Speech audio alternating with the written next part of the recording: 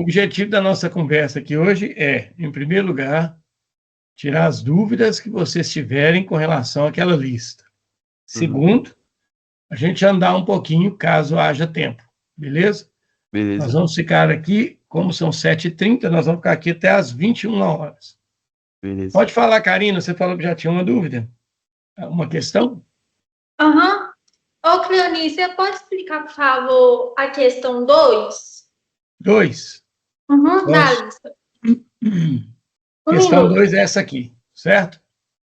Certo. Essa questão 2 é tipo uma coisa que eu fiz lá na sala com vocês. Aquele dia que eu estava lá na sala, eu pedi para vocês dois pegarem uma caneta, certo? E segurar a caneta assim, ó. Ok? Aí eu perguntei para vocês, inclusive, o seguinte, né? Se você tiver com a caneta aí perto, faça isso. Aperta um pouquinho as mãos. E aí eu perguntei para vocês lá na aula, né? Qual dos lados da caneta que dói mais? Se é o lado da ponta ou se é o lado aqui, né? Se é essa parte da caneta ou esta. E aí vocês responderam, obviamente, de maneira correta, que o que dói mais é a ponta da caneta, né? Esse lado aqui, ó. Eu comecei assim uma discussão sobre pressão, certo? Eu falei para vocês naquela aula que o que nós costumamos chamar com o nome de pressão é, na verdade, uma relação que existe entre a força que um objeto aplica em uma superfície. Superfície, quando a gente pensa em superfície, a gente pensa, na verdade, nisso aqui, ó, que isso aqui é, na verdade, uma área, ok? Então, o que acontece com a caneta quando você segura ela desse jeito? A superfície de contato da caneta com a nossa mão, desse lado, é grande, é maior. Então, como a área de contato com a mão é maior, a pressão exercida pela caneta na nossa mão ela é menor. Por outro lado, se você põe este lado apoiado na sua mão, isso aqui é uma ponta. Uma ponta, pessoal, tem sempre uma área muito pequena. Como a área é muito pequena, a pressão exercida pela caneta vai ser muito grande. Você tem uma figura, certo? Na nossa questão aí, ó. Vou ampliar a figura para vocês poderem ver melhor. Então, que figura é essa? Você vê a taxinha na mão do cara. O dedo, né, que eles chamam de dedo polegar, é esse dedo aqui, ó. E aqui está o dedo indicador, beleza? Reparem para vocês verem a posição da taxinha. A ponta da taxinha está acertando o dedo indicador dele. E a cabeça da taxinha, que é esse lado maior que está aqui, ó, está atingindo o polegar desse José. Então, aqui no indicador, existe uma força, que é a força do indicador. E existe uma pressão, que é a pressão no indicador. No polegar, você tem uma força aplicada ao polegar e uma pressão aplicada ao polegar. Então, o que eu estava dizendo? Perceba que no indicador dele, você tem a ponta da taxinha. A ponta da taxinha tem uma área que é pequena. Então, a pressão exercida por ela tende a ser grande. Lembre-se, pressão e área são duas grandezas inversamente proporcionais. Quando uma é grande, a outra é pequena. Então, se a ponta da taxinha é pequena, é pontuda, aguda, você tem uma área de contato pequena. Então, a pressão tende a ser grande. No outro lado da taxinha, você tem a cabeça dela, que tem uma área grande. Quer dizer, a área de contato da taxinha com o dedo polegar dele é grande. Como a área é grande, a pressão tende a ser pequena. Então, vamos lá. O que o nosso corpo vai sentir? Ele vai sentir a pressão. Então, onde a pressão é grande, vai doer. Onde a pressão é pequena, vai doer menos. Então, vejam, se a ponta da taxinha tem uma área pequena, a pressão é grande. Então, quer dizer, a pressão aplicada ao dedo indicador tende a ser maior que a pressão aplicada ao dedo polegar. Por quê? Porque a ponta da taxinha tem uma área menor. Então, a pressão é maior. Na cabeça da taxinha que está no polegar, a área é maior. A pressão tende a ser menor. Vocês conseguiram entender esta relação aqui? Eu consegui. Karina, Sim, entendeu? sim. Área grande, pressão pequena. Área pequena, pressão grande. Agora, o que acontece? Você tem duas opções aqui, ó. Tanto a letra C quanto a letra D Uhum. nos mostram esta relação. Mas qual das duas que é a certa? Aí você tem que lembrar o seguinte. Olha, e aqui eu quero que você se lembre do primeiro ano, ok? Quando você pega, igual aquele dia, você pegou a caneta, quando você colocou ela entre as mãos, ou se você colocar ela entre os dedos, o que vai acontecer com a caneta? Ela vai ficar parada entre seus dedos. Se ela está parada, ela tem repouso. E quando nós temos repouso, nós temos uma condição que lá no primeiro ano você aprendeu, que se chama condição de equilíbrio. Atenção, pessoal. Quando um corpo está em equilíbrio, significa dizer que a força resultante sobre ele tem que ser zero. Então, se a taxinha está ali presa entre os dedos de José, a força feita pelo polegar na taxinha e a força aplicada pelo indicador na taxinha, essas forças precisam ser iguais. Caso contrário, a taxinha não ficaria em repouso entre os dedos dele. Olha, isso resolve a questão para a gente. Uhum. Porque nós já sabemos a relação entre as pressões nos dedos. E agora eu acabei de narrar para vocês qual que é a relação entre as forças. Mais uma vez, eu chamo a atenção de vocês que se a taxinha está em repouso entre os dedos dele, as forças aplicadas pelos dedos na taxinha precisam ser iguais.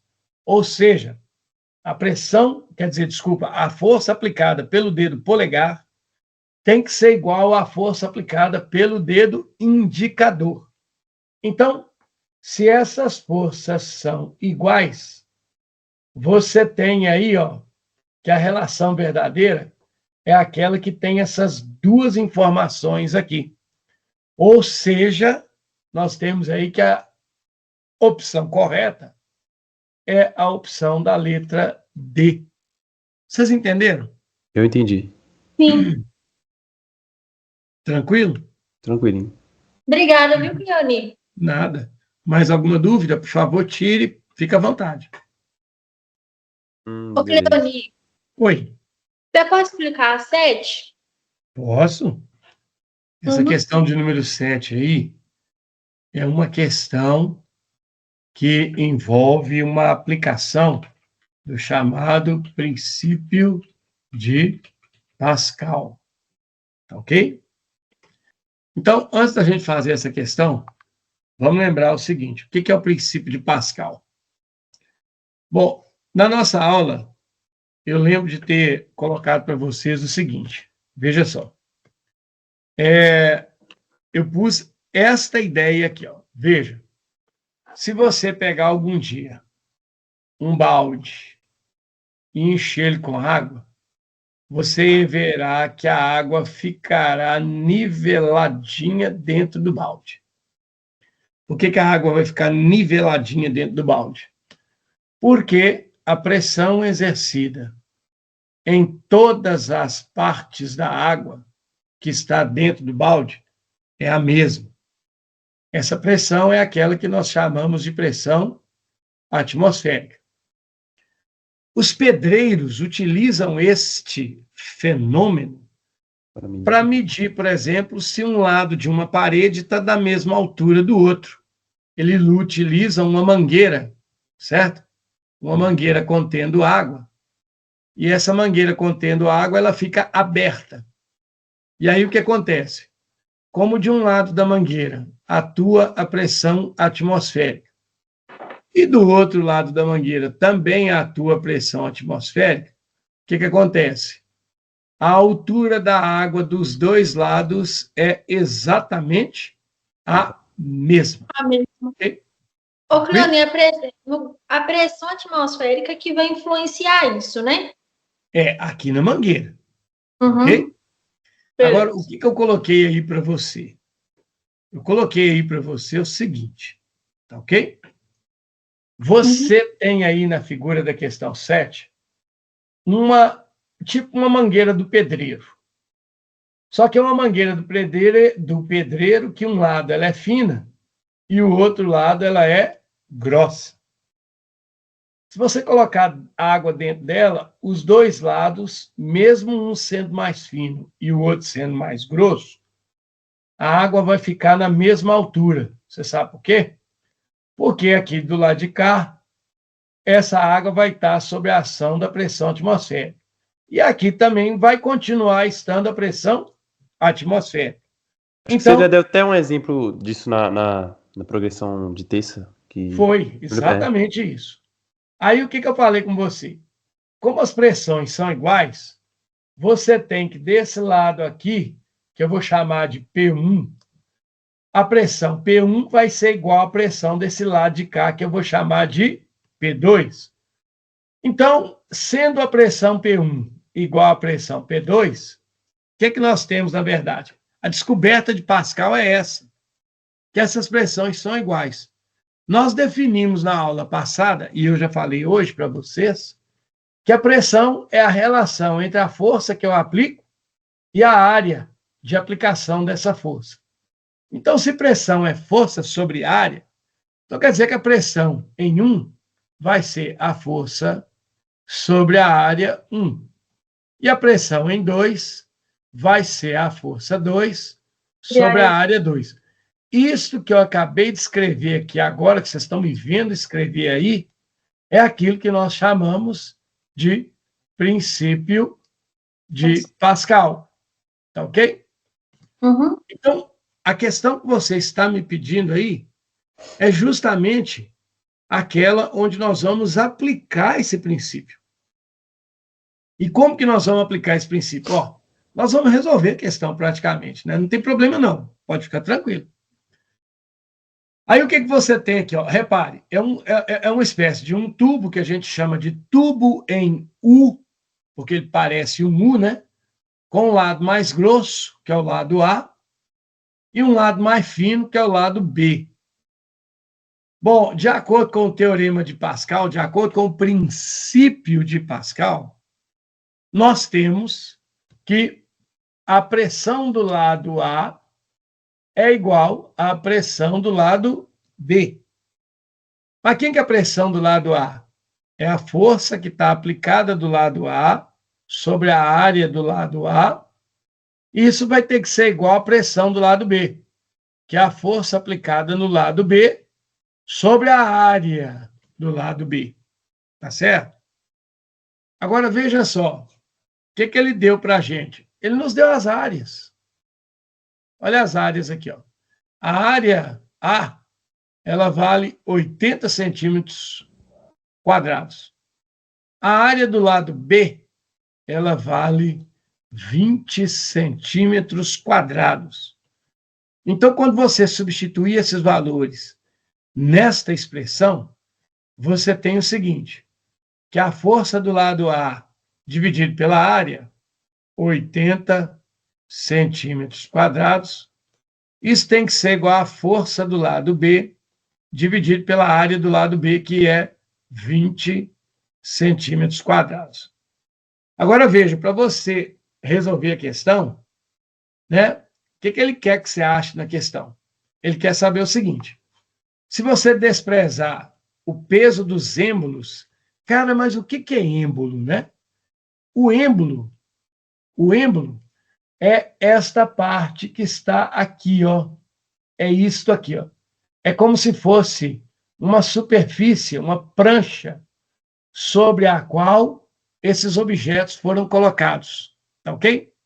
Se você pegar uma seringa de injeção, a seringa de injeção, ela tem uma borracha dentro. Essa borracha que desliza quando você aperta a seringa, essa borracha é o êmbolo, tá ok? É a parte móvel da seringa. Então, o que ele quer? Ele quer que você despreze o peso desses dois êmbolos. Ele não importa. Esses pesos não importam. Então, o que nós vamos fazer? Nós vamos nos concentrar apenas em achar qual é a força que tem aqui do lado A e qual que é a força que tem aqui no lado B. Repare que no lado A foi colocada uma caixa que tem uma massa MA. E no lado B foi colocado outra caixa que tem uma massa MB. Olha, pessoal, muita atenção para isso, tá? Massa não é força. Massa não é força. Quem quer força? A força é o peso. E eu me lembro de ter falado com vocês na aula passada que para encontrar o peso de um objeto, você tem que lembrar daquela brincadeira, né, da pergunta de por que todo mundo come pão. E aí, você se lembra que todo mundo come pão, por quê? Porque pão é muito gostoso. Então, você tem o peso do objeto do lado A e tem também o peso do objeto do lado B, que é dado por estas duas expressões. Então, vejam, a força que é aplicada aqui do lado A é o peso do objeto que está colocado lá. A força que está aqui no lado B é o peso do objeto que foi colocado aqui. Então, esse FA que está aqui, ó, é o peso de A. E esse FB que está aqui é o peso de B. Tá ok? Então, você pode, sem medo nenhum, você tem o seguinte, que aqui é o peso de A sobre 80 centímetros quadrados, e aqui você tem o peso de B, dividido por 20 centímetros quadrados. Estou sendo o mais detalhista possível. Agora, quem que é o peso de A? É a massa de A multiplicado pela gravidade. E o peso de B é a massa de B multiplicado pela gravidade. As áreas continuam 20 centímetros quadrados, 80 centímetros quadrados. Agora, veja. A questão nos deu o valor do MA e nos está pedindo o valor do MB. Então, nós vamos substituir neste negócio que eu acabei de construir aqui, ó, nós vamos substituir o valor do MA, o valor do G e vamos descobrir quanto vale o MB, tá ok? Note que o MA é 4 quilos. Então, nós vamos colocar aqui, ó, no lugar do MA, você vai colocar 4 quilos. Oi. Pode falar. Não falei nada, não. Pode continuar? Pode? Então, veja, o MA é 4 quilos. O G, nós já decoramos que vale 10. Eu vou colocar aqui, ó, 10 metros por segundo ao quadrado, que é o valor do G, dividido pela área, 80 centímetros quadrados. O MB é o que eu quero descobrir. O valor do G, mais uma vez, é 10 metros por segundo ao quadrado. Tudo isso dividido por 20 centímetros ao quadrado. Agora, para a gente achar esse MB, nós vamos fazer uma seguinte molecagem aqui, nós vamos fazer uma simplificação. Karina e Bruno, tudo que tiver de exatamente igual dos dois lados, nós vamos cortar, tá ok? Então, por exemplo, metro por segundo ao quadrado, metro por segundo ao quadrado. Zero, ou melhor, zero não, né? Aqui, ó, você tem um 10, aqui você tem um 10. Aqui embaixo você tem centímetro quadrado, aqui você tem centímetro quadrado. E o zero do 20 eu vou cortar aqui com o zero do 80. Vejam, eu simplifiquei a expressão toda. Sobrou apenas o seguinte: 4 quilos dividido por 8, que é igual a MB dividido por 2.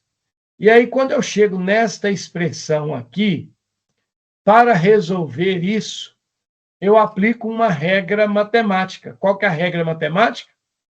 Você multiplica isto cruzado. Está lembrado?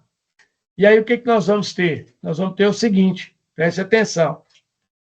8 vezes o MB vai dar 8, ok? MB.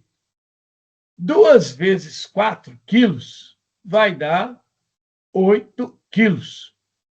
Portanto, o MB será 8 quilos dividido por 8. Por que dividido por 8? Porque o 8 que está aqui, ó, multiplicando o MB, eu levo ele para o outro lado, dividindo. E aí você descobre dessa maneira, certo? Que o nosso MB é 8 dividido por 8. E me perdoem, porque 8 dividido por 8 dá quanto? Dá 1. Então, a massa do MB, ela vale nada mais, nada menos do que 1 mísero quilo.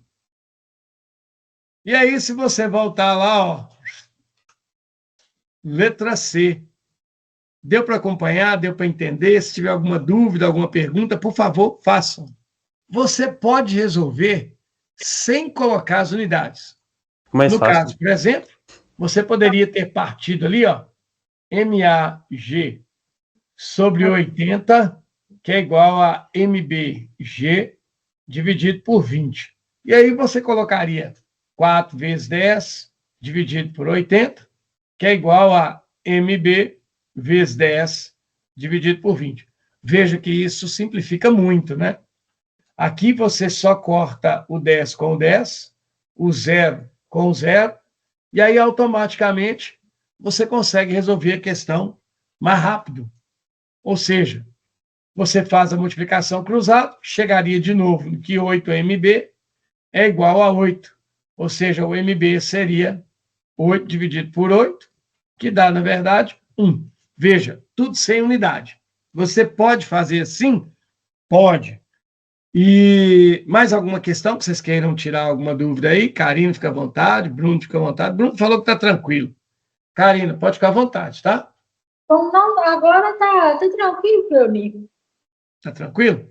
Tá tranquilo da fase. Não, então beleza. Bom, depois da hidrostática, vocês viram no segundo ano a parte de termodinâmica. Então, hoje nós vamos fazer uma revisãozinha rápida na parte introdutória de termodinâmica, ok? Que é essa aí, termologia e termometria. Algo muito simples. Então, nós vamos ver primeiro alguns conceitos e nós vamos chegar naquelas escalas termométricas, que com certeza vocês lembram, que são as escalas Celsius, Kelvin e Fahrenheit. Né? Vocês viram isso no ano passado. Então, vamos lá. Primeiramente, eu quero lembrar a vocês o seguinte. Quais que são os conceitos fundamentais? Bom, um dos conceitos fundamentais da termodinâmica é o conceito de temperatura, ok? E aí, o que vem a ser temperatura? Você aprendeu na aula de química e mesmo na aula de física que toda matéria que existe no nosso universo, ela é constituída por átomos. Aí na tela de vocês eu estou apresentando aí um modelinho, né, do átomo, onde você tem o núcleo e os elétrons girando ao redor. Pessoal, esse modelo do átomo nos mostra que o átomo é uma estrutura que está sempre em movimento. Portanto, é uma estrutura que sempre tem energia cinética. Ora, como as coisas são constituídas de átomo, todos os átomos que constituem a matéria de qualquer corpo, esses átomos possuem energia cinética. Então, aqui, por exemplo, nessa figura de baixo aí que eu estou apresentando para vocês, você tem alguns arranjos de átomos formando moléculas. Esses átomos que formam essas moléculas, eles estão em movimentação. Eles apresentam movimento, portanto, eles apresentam energia cinética. Ora, esses átomos eles teriam um movimento, mesmo formando a molécula, muito parecido com esse que eu estou mostrando aí agora na imagem para vocês. Pessoal, esse movimento é um movimento de agitação que os átomos executam dentro da matéria. Os átomos que estão nos formando, aqueles que constituem o nosso corpo, eles estão agitando mais ou menos dessa maneira aí, ó, ok? E essa agitação ela é chamada de agitação térmica, tá ok? Por que agitação térmica? Porque essa agitação, ela é, na verdade, a energia cinética dos átomos. Essa energia cinética, nós não percebemos ela, mas nós temos uma maneira indireta de sentir essa energia cinética dos átomos que formam o nosso corpo e que formam qualquer tipo de matéria. Essa agitação, ela aparece para nós na forma de temperatura, tá ok?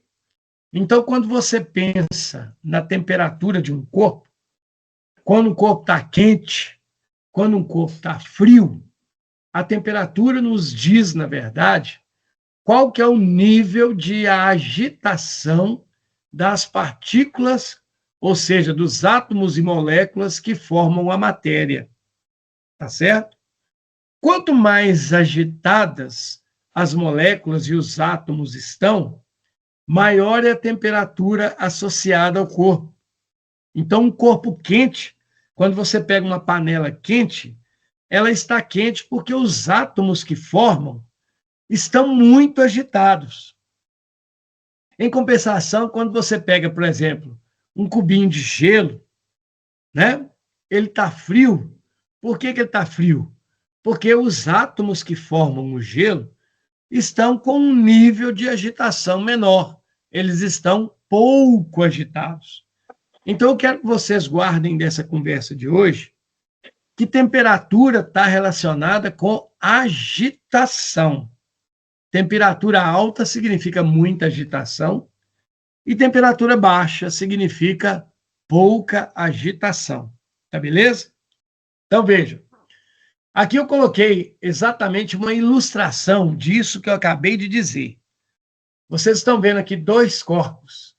Um que está mais avermelhado, que eu chamei aqui de corpo quente, e esse corpo quente, como ele está a temperatura mais alta, significa que seus átomos estão com maior agitação. Do outro lado, nós temos um corpo que está colorido aqui, ó, por azul. E eu falei que esse corpo aqui é um corpo frio. Note, o que é um corpo frio? É aquele que está a temperatura mais baixa. Portanto, os átomos dele possuem menor agitação. Tá ok? Quente, muita agitação. Frio, pouca agitação. Beleza? Uhum. Agora, a nossa natureza, ela tem uma regra que todos os corpos são obrigados a obedecer. Que regra é essa? É uma regra que fala o seguinte: se você tem corpos com níveis de energia diferentes, a tendência é que a natureza mande esses corpos trocarem energia entre si até que eles passem a ter a mesma energia. Isso é um princípio que nós chamamos de lei zero da termodinâmica. Vamos entender essa lei zero. Se você tem um corpo quente, os átomos desse corpo quente estão muito agitados, então eles têm muita energia cinética. E se você tem um corpo frio, os átomos desse corpo estão pouco agitados. Então, esses átomos possuem pouca energia. O que a natureza diz? A natureza manda que o corpo quente que tem mais energia, passe uma parte de sua energia para o corpo frio. Essa energia que o corpo quente passa para o corpo frio, por causa da diferença de temperatura entre eles, essa energia é aquela que nós chamamos com o nome popular de calor. Tá ok? Então, guarde muito bem. Temperatura nos informa o nível de agitação das partículas que formam o corpo.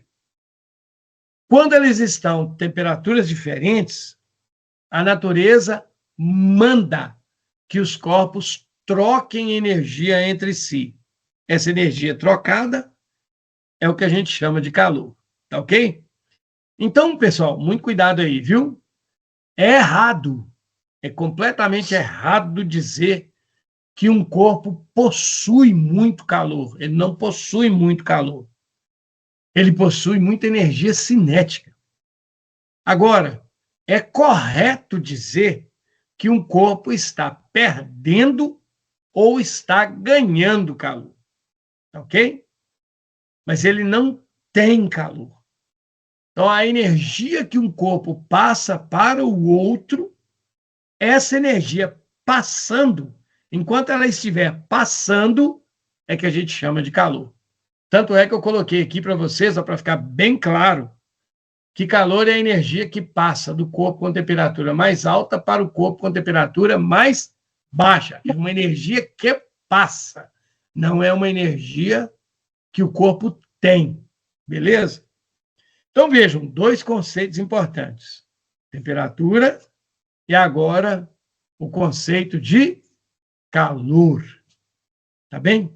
Você pode, de maneira simples, guardar o calor como sendo energia em trânsito, energia transferida entre corpos.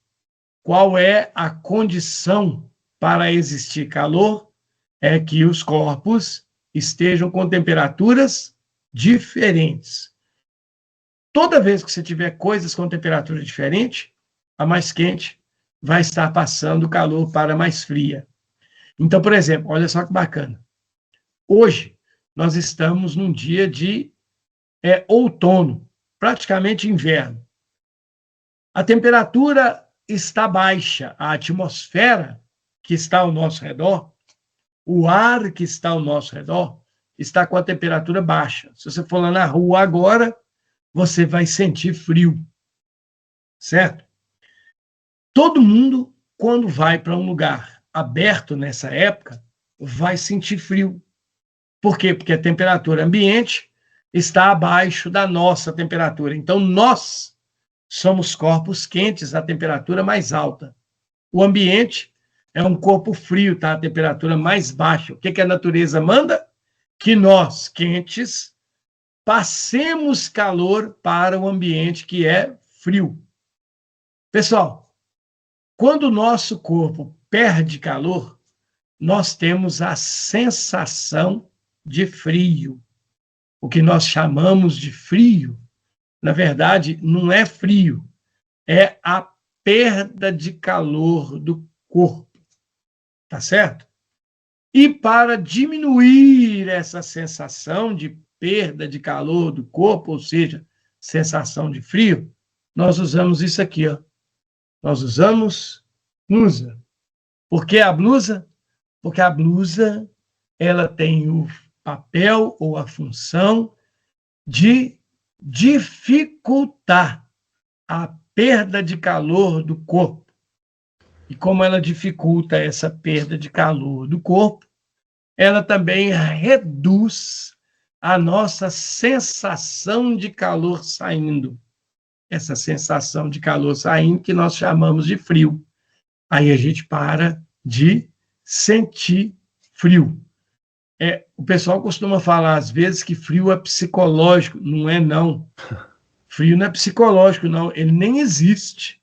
O que existe é o nosso corpo perdendo calor. O frio, na verdade, é uma sensação fisiológica, não é psicológica, não. É fisiológico. Perda de calor no corpo. E os agasalhos têm a função, portanto, de dificultar essa perda de calor. Por isso que a gente usa blusa.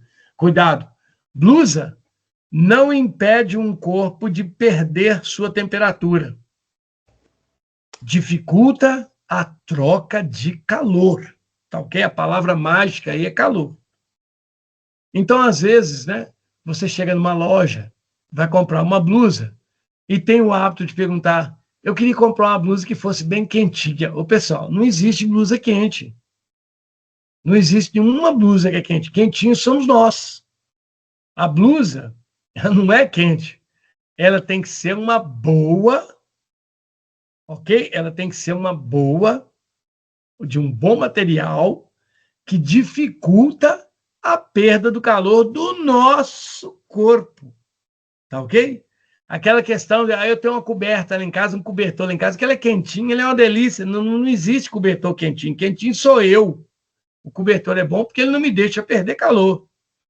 E os corpos que são bons em dificultar ou impedir a troca de calor são aqueles que nós chamamos de isolantes térmicos.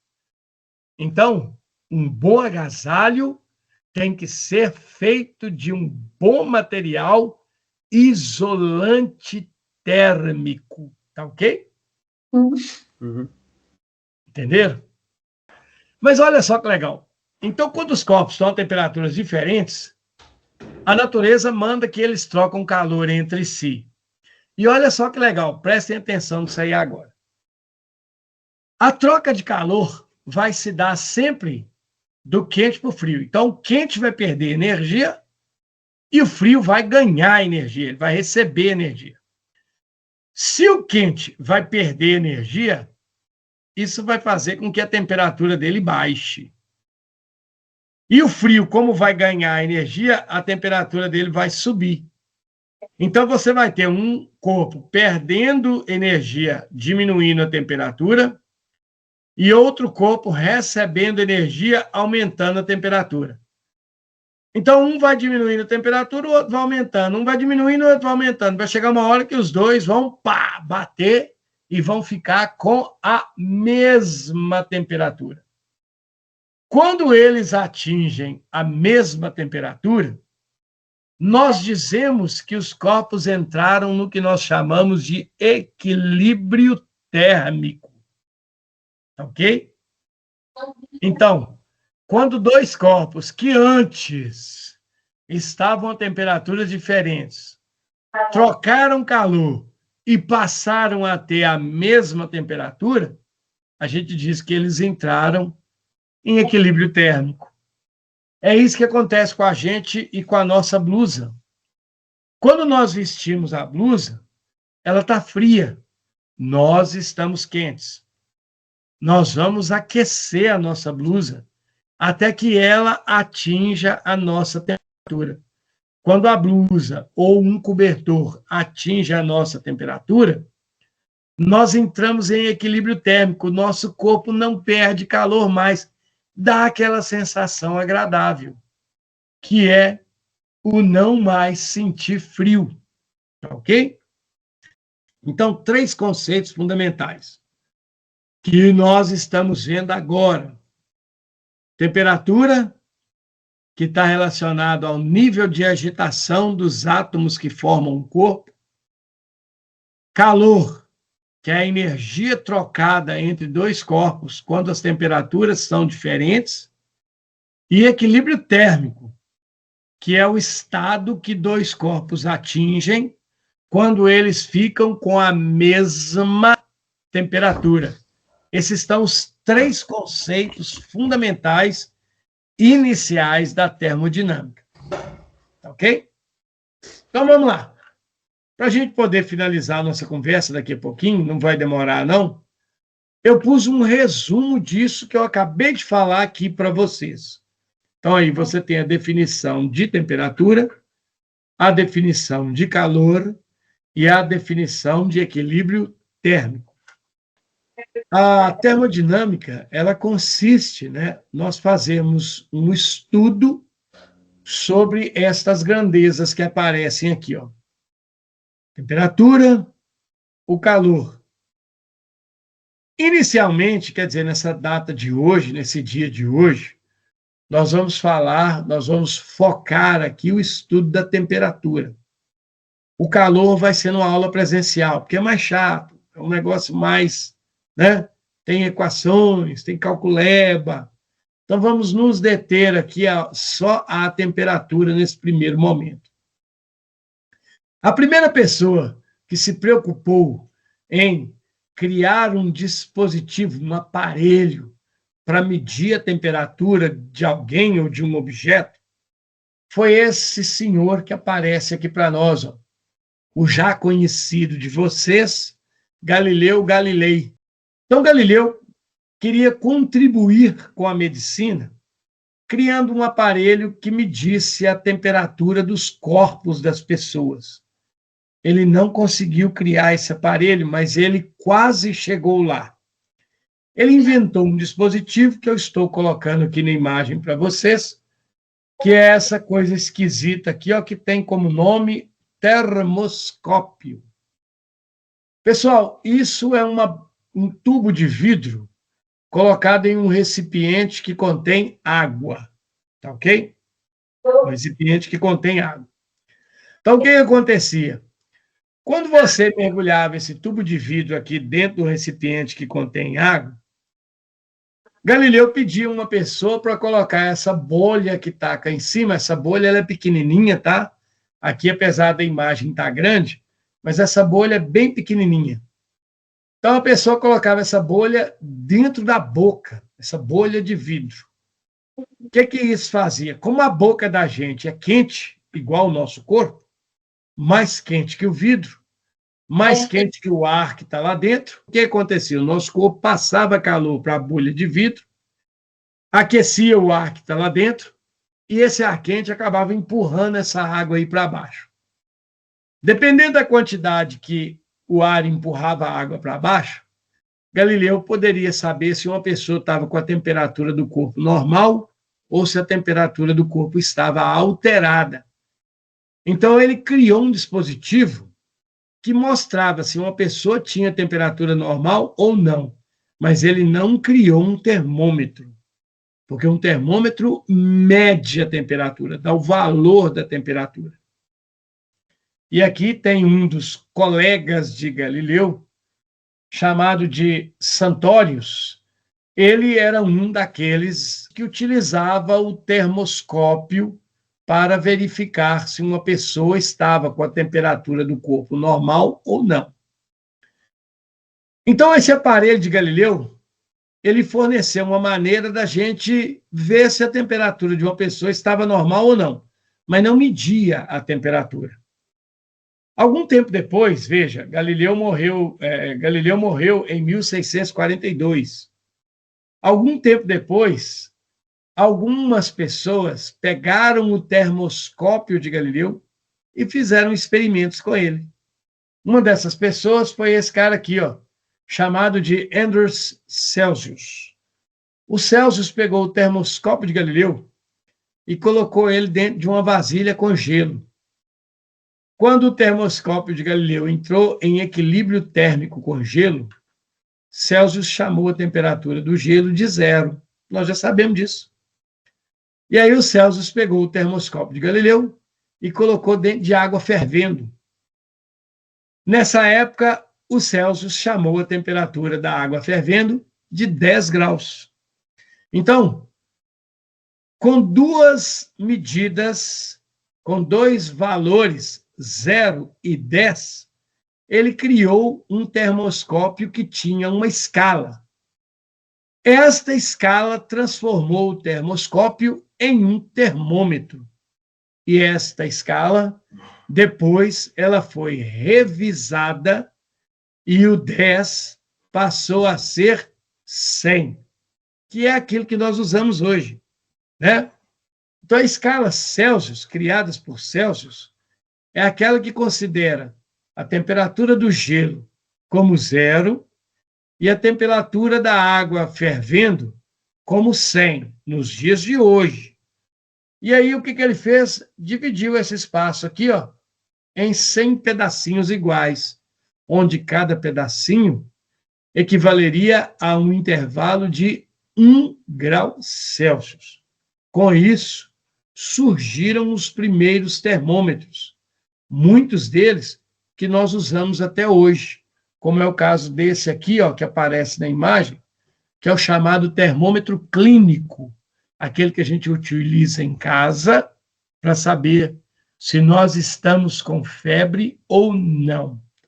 Beleza?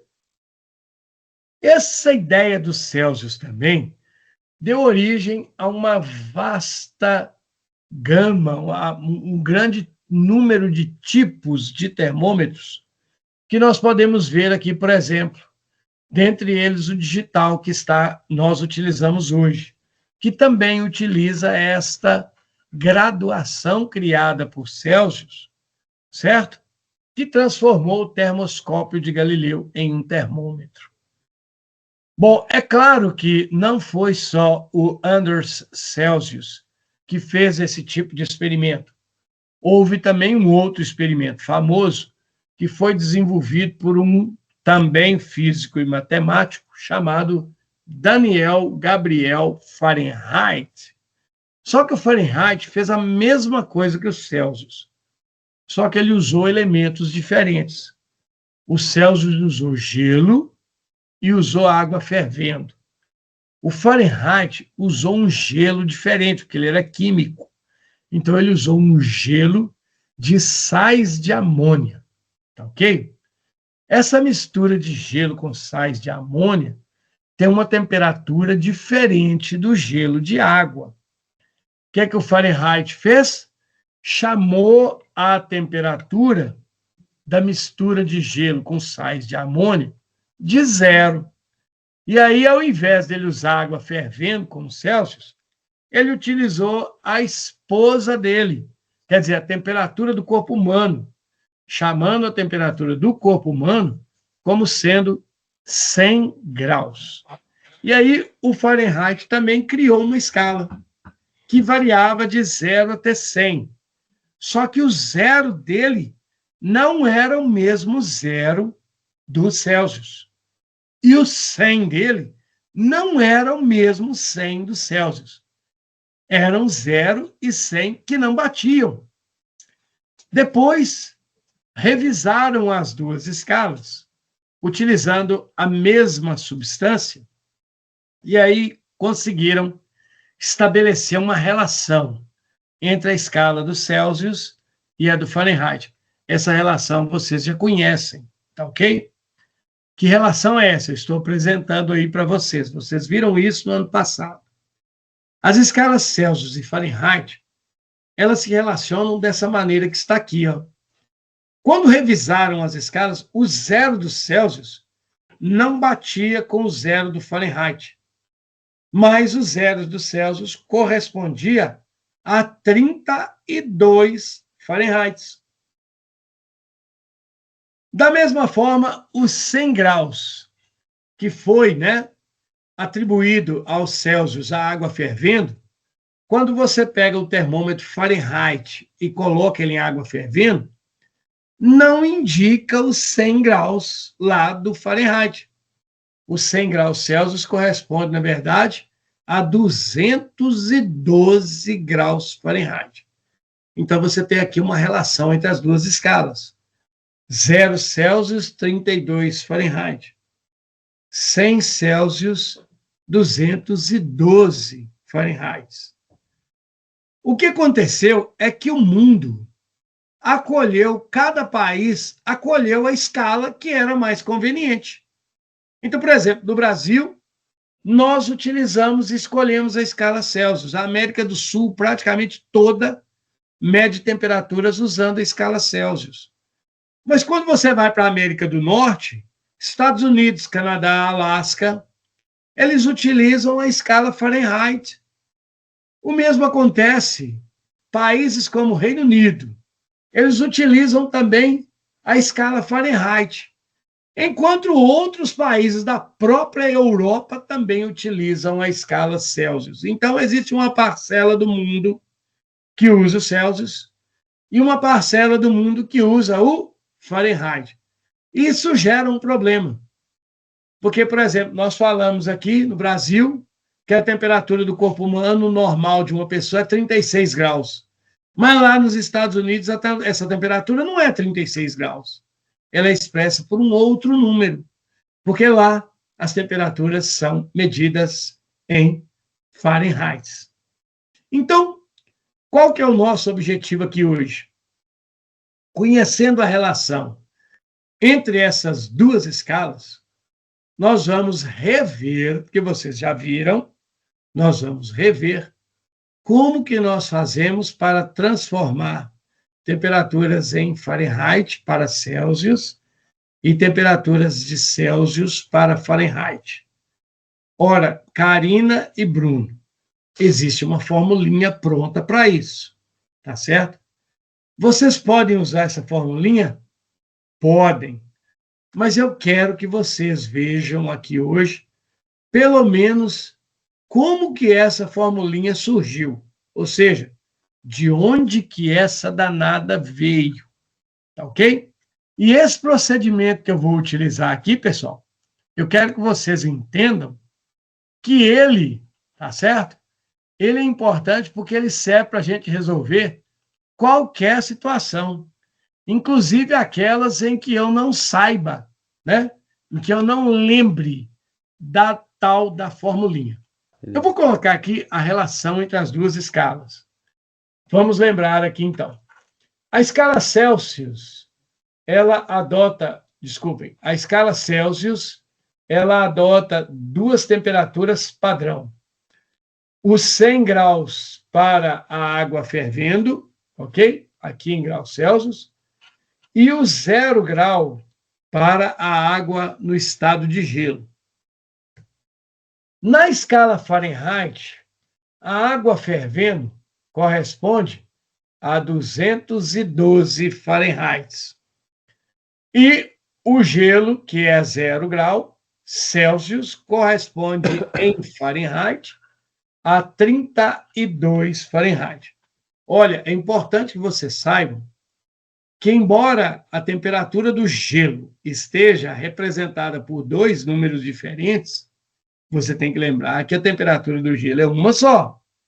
Então, nós temos aí uma mesma temperatura sendo expressa por dois valores diferentes, porque fazem partes de escalas diferentes, tá ok?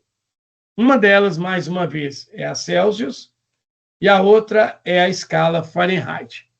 Bom, o que eu vou fazer aqui agora, para mim criar a expressão matemática que me permite passar Fahrenheit para Celsius, Celsius para Fahrenheit, é utilizar uma regra matemática que pode ser utilizada em qualquer situação.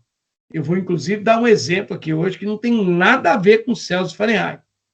Mas você pode usar assim mesmo, tá ok? Então, veja só.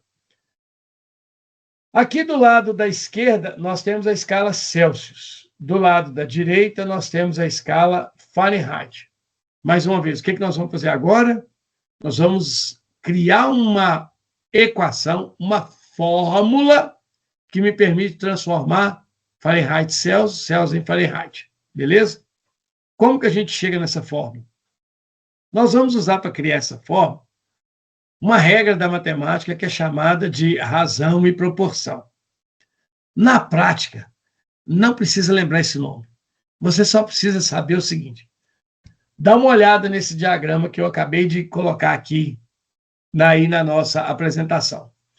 Você consegue perceber que esse diagrama tem 3 valores em cada lado. Nós temos aqui, ó, o 212, que é o valor de cima. Você tem o F aqui, ó, que é o do meio. E você tem aqui o 32, que é o de baixo. Aqui no Celsius, você tem o 100, que é o de cima. A letra C aqui está sendo do meio. E o 0 aqui embaixo está sendo o de baixo. Como que funciona a razão e proporção? De maneira indireta, nós vamos fazer a seguinte brincadeira. Para você criar uma relação aí que nos dá essa equação, nós vamos fazer dos dois lados a mesma coisa, tá ok? E que coisa é essa? Guarde bem o que eu vou dizer aí agora, tá? É o pulo do gato. Como é que nós vamos fazer para transformar Celsius, Fahrenheit para Celsius? Você vai fazer o seguinte, você vai lá no Celsius, vai pegar o valor de cima, que é o 100, e desse valor de cima você vai subtrair o valor de baixo, que aqui no caso é o 0. Ou seja, eu vou fazer isso aqui, ó, 100 menos 0. E aí eu vou dividir isso, 100 menos 0, pela seguinte relação. Agora eu vou lá no valor do meio, ok? Eu vou pegar o número do meio, que é o C, e também vou subtrair o valor de baixo, que é o 0. Então, eu vou fazer aqui, ó, C menos 0. Trocando em miúdo, é o de cima menos o de baixo, dividido pelo do meio menos o de baixo. E o que eu fiz no Celsius, eu vou repetir aqui do outro lado, que é o Fahrenheit. Ou seja, eu vou lá no de cima e vou subtrair o de baixo. Então, eu vou pegar 212 menos 32. E vou dividir isso, tá ok? Pelo do meio, também menos o de baixo. F menos 32. Uma vez feito isso, você resolve o que pode ser resolvido. O que não der, você deixa por enquanto. Então, me sigam. 100 menos 0 é 100. C menos 0 é C. Qualquer coisa menos 0 é ela mesma. Agora, do outro lado, 212 menos 32, se você for lá ó, pegar 212 e tirar 32, 2 menos 2 é 0, tira 1 daqui, 11 menos 3, ó, dá 8. Como eu tirei 1 daqui, sobrou só 1. Então, nós temos 180. Agora, F menos 32. Não tem como eu tirar um número de uma letra. Então, eu deixo isso indicado. F menos 32. Uma simplificação eu vou fazer aqui agora. Que simplificação é essa? Olhe para os dois lados. Existe alguma coisa exatamente igual? Se você observar com atenção, você verá que aqui ó, tem um 0 e aqui também tem um 0. Eu vou cortar esse 0 de um lado e do outro. Feita essa simplificação, nós temos que sobrou 10 sobre C é igual a 18 por F menos 32. Multiplicando isso aqui cruzado, você chega no seguinte. C vezes 18 é 18C. 10 que multiplica F menos 32 é 10 vezes, vou colocar em parênteses, porque é uma expressão, não é só um número. Então, vou colocar aqui entre parênteses F menos 32. Agora, repare, eu estou quase chegando aqui numa equação matemática. Então, eu quero que vocês me sigam. Esse 18 que está aqui, ó, do lado de cá, multiplicando, eu vou levá-lo para o outro lado, só que quem está multiplicando passa dividindo. Então, eu vou ter que C é igual a 10, que multiplica F menos 32, dividido por 18. E agora eu vou fazer uma simplificação de novo. Eu vou dividir tanto o 10, que está aqui em cima, quanto o 18, que está aqui embaixo, eu vou dividir todo mundo por 2. E aí eu vou chegar na seguinte expressão. C é igual a 10 por 2 vira 5, que multiplica F menos 32, dividido por 18, dividido por 2, 9. Meninos e meninas, Bruno e Karina, essa expressão que eu acabei de achar aqui, ó, é uma equação matemática que me permite passar tanto Celsius para Fahrenheit, quanto Fahrenheit para Celsius. Basta usar isso aqui, ó. Como que nós vamos usar essa expressão? Um exemplo, só para vocês terem um exemplo. A temperatura de um dia normal, um dia agradável lá nos Estados Unidos, tá? É da ordem de 77 graus Fahrenheit, um dia normal. Eu podia pegar qualquer outra coisa, mas um dia normal lá é mais ou menos 77 Fahrenheit. Uma pergunta para vocês. Qual que seria esse valor de temperatura aí, ó, 77 Fahrenheit, lido num termômetro em Celsius? Quanto que o termômetro em Celsius estaria indicando? Porque o Fahrenheit vai estar indicando 77. Mas e o Celsius? O Celsius valeria quanto? É isso que eu quero que vocês façam. Transformar Fahrenheit para Celsius e o contrário. Então, vamos ver como é que ficaria isso? Só para a gente ter um exemplo. Então, como é que a gente faria essa transformação? Você vai pegar esse valor e vai substituí-lo nesta expressão que está aqui. Como? Assim, ó. O C é igual 5. No lugar da letra F, você vai colocar essa temperatura aqui, ó. Você vai colocar o 77 menos 32 dividido por 9.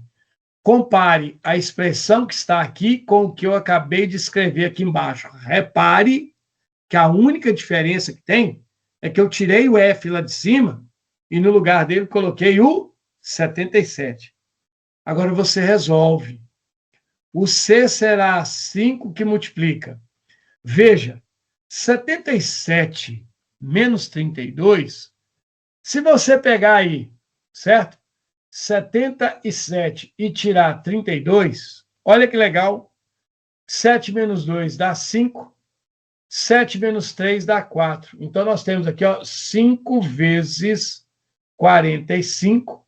Tudo isso dividido por 9.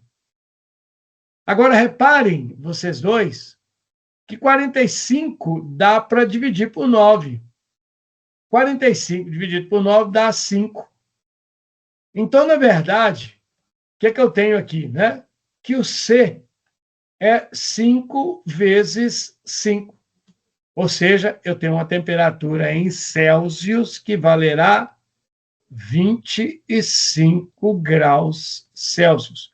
Portanto, uma temperatura de 77 Fahrenheit corresponde, na verdade, a uma temperatura de 25 graus Celsius. Vocês entenderam como é que é? Uhum, entendi como é que é. Carinho? É simples, é fácil. É fácil, não é?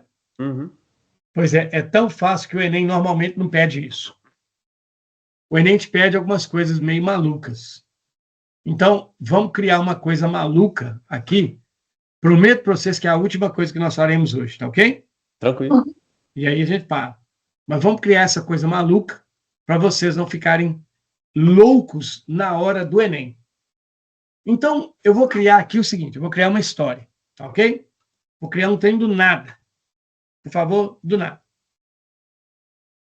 Você tem o seguinte, saca só. Faz de conta, tá ok? Faça de conta que o Bruno também criou uma escala termômetro. Ele criou uma escala igual esses dois aí. Só que o Bruno, ok? Criou uma escala da seguinte forma. Na escala criada por ele, a água não ferve a 100. Também não congela a 0. O Bruno chamou a temperatura do gelo de quanto, Bruno? De, sei lá, 12. 12. Beleza. E a temperatura da água fervendo, você chamou de quanto? 80. 80. Beleza. Então, o Bruno criou uma escala, que é a grau Bruno, beleza? Que tem água gelada 12, água fervendo 80. Só que a Karina também foi lá e criou a dela, que é... Oh, desculpa, eu risquei essa escala torta aqui, viu, Karina? Mas não tem problema, não. A Karina criou, beleza? A escala de temperatura, que é a escala do grau Karina, onde a água ferve e congela. Karina, a que temperatura que a água congela para você? 10. 10. Uhum. E ela ferve a quanto? 90. 90. Bom, a diferença é pequenininha de uma escala para outra, mas não tem problema. Ok? Então, o que acontece? A Karina foi lá e mediu a temperatura dela com a escala que ela havia inventado. E aí a temperatura dela, na escala que ela inventou, a temperatura da Karina, do corpo dela, medida na escala dela, deu, por exemplo, 40 graus Karina. Beleza. Então, se a temperatura do corpo humano na escala Karina é 40 graus, quanto que vale essa temperatura na escala do Bruno?